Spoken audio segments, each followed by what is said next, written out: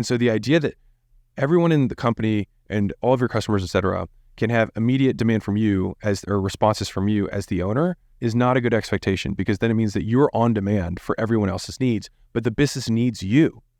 And so I'll give you a story to drive this home. So at my first gym, I had just started sleeping not at my gym, which was wonderful for me. And so right as I get my first few nights of sleep, I get a call that everybody hates at 5:30 in the morning, because that's when sessions happen.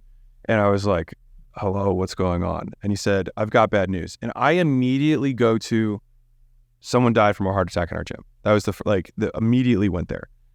And I'm just silent. And I was like, what is it? And then he says, there's a water pipe that broke and it's leaking on the floor. And I was like, okay, what do you want me to do? He's like, well, I don't know what to do. So I called you. And I said, well, what do you think I'm going to do? He's like, I guess call a plumber. And I was like, okay, what would I do in the meantime? He's like, probably get a bucket. I was like, yeah. I was like, have you done that? He was like, well, no, I called you. I was like, okay, well, why don't you do those first two things? Because there's nothing I can do.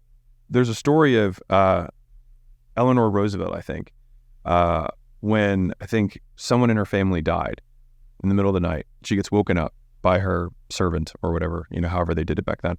And he says, Mrs. Roosevelt, I have some terrible news. And it's like 3:00 in the morning. And she's like, what is it? He's like, your cousin, John died.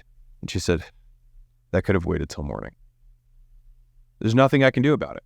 And so there's very few things that will actually kill a business.